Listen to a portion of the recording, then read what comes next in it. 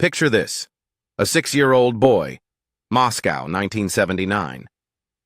He doesn't fully understand why his family speaks in hushed voices, why his father's career keeps hitting invisible walls, or why being Jewish in the Soviet Union feels like carrying a target on your back.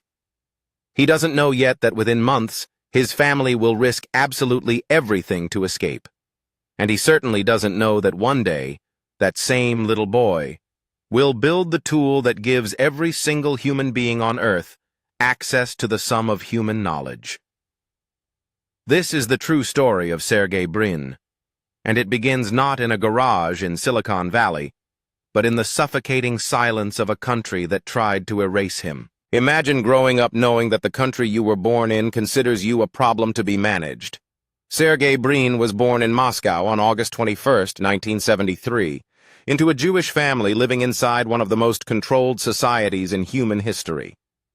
His father, Michael, was a gifted mathematics professor. His mother, Eugenia, was a talented researcher at a Soviet scientific agency. On paper, they were educated, accomplished, capable. But in the Soviet Union, being Jewish meant something else entirely. It meant being passed over for promotions you earned. It meant being steered away from universities you deserved to attend.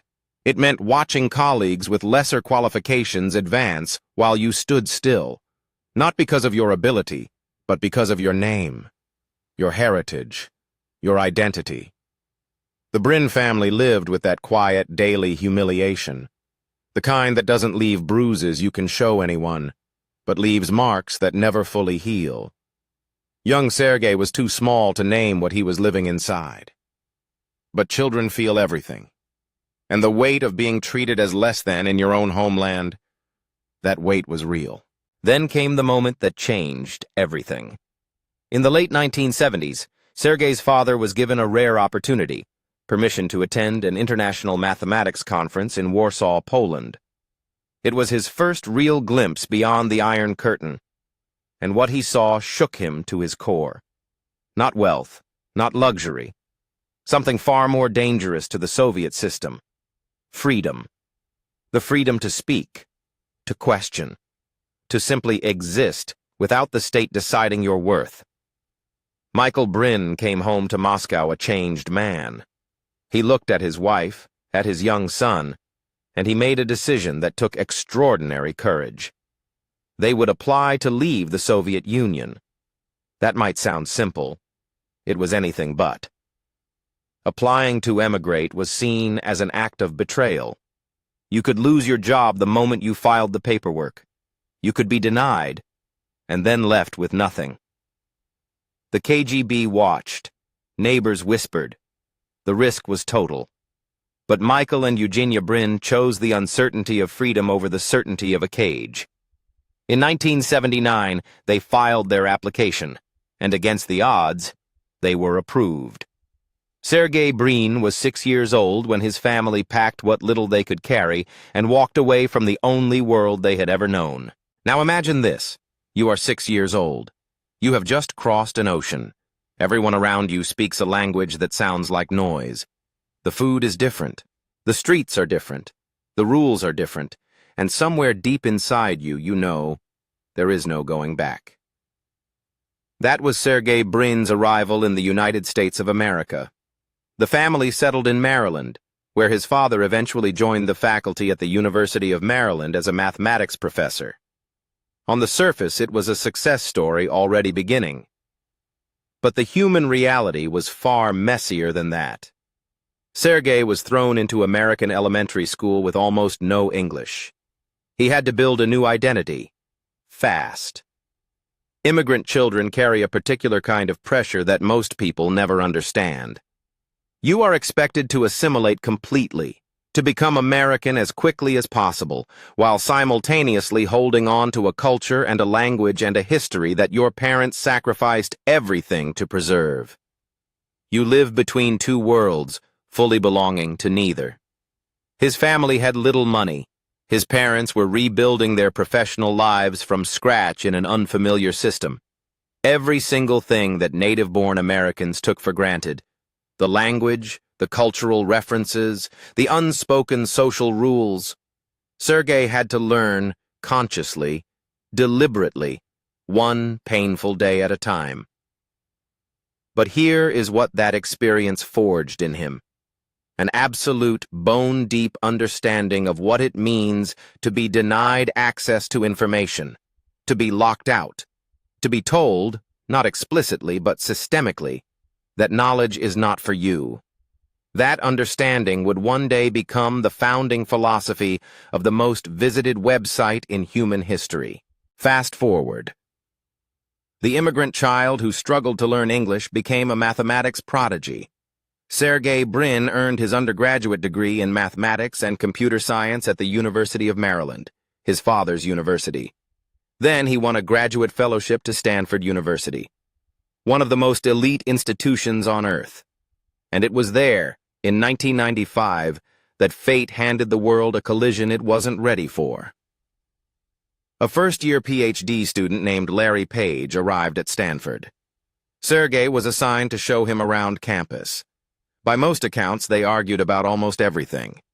Two brilliant, stubborn minds with strong opinions and zero interest in pretending otherwise. But something clicked, because underneath the arguing was a shared obsession, a shared frustration. The internet was exploding with information, and nobody had figured out how to make sense of it. Data was everywhere. Meaning was nowhere. It was chaos. And to two people who both, in their own ways, understood what it felt like to be denied access to knowledge, that chaos felt like a solvable problem worth solving. Working out of a Stanford dorm room and later a rented garage in Menlo Park, Brin and Page built a search algorithm they initially called Backrub. The idea was elegant and revolutionary. Rank web pages not by how many times a keyword appeared, but by how many credible sources linked to them. Relevance through relationships. Signal through trust. They registered the domain name on September 15, 1997. They called it Google, a play on the word Google, a mathematical term for the number 1 followed by 100 zeros. Fitting for two people who thought in equations. What happened next is the kind of story that seems impossible until you remember who built it and why. Google grew, not gradually, explosively. What started as a garage project became a company. The company became a platform.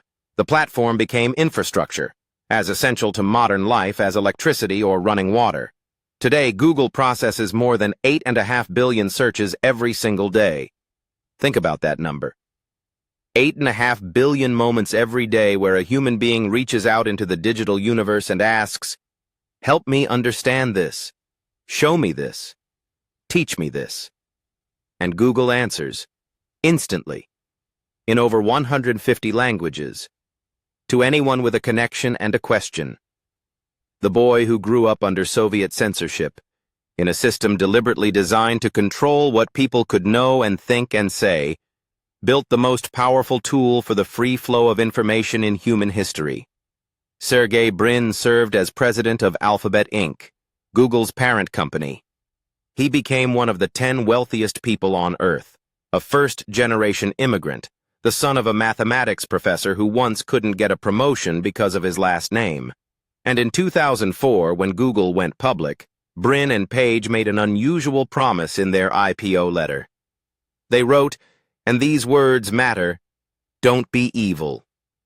2 words from someone who had seen, as a child, exactly what evil systems look like when they decide to control what people are allowed to know. Here is what the story of Sergey Brin teaches us. The freedom that others take for granted. The freedom to speak, to question, to access information, to simply exist without a system deciding your worth. That freedom, when you have been denied it, does not become something you appreciate quietly. It becomes a fire. Sergey Brin didn't build Google despite being an immigrant who fled persecution. He built it because of it, because he knew in his body what it costs a human being to be locked out of knowledge. And he spent his life building the door so wide that no one could be locked out again. If you are an immigrant, if you have ever been made to feel like an outsider, like you don't fully belong, like you are starting behind the line that everyone else was born ahead of, Hear this. That experience is not a disadvantage you need to overcome. It is a perspective that most people will never have. And perspective, when channeled into purpose, is one of the most powerful forces on earth. The world doesn't just need people who were born into comfort and built from safety. It needs people who know what it means to be without. People who have crossed oceans, literally or figuratively, and arrived on the other side hungry, grateful, and absolutely unwilling to waste the chance. That is the immigrant blueprint. And if you are watching this, wherever in the world you are watching from, that blueprint might just belong to you. Subscribe. Share this story with someone who needs to hear it. And never, not for a single day, underestimate what you carry.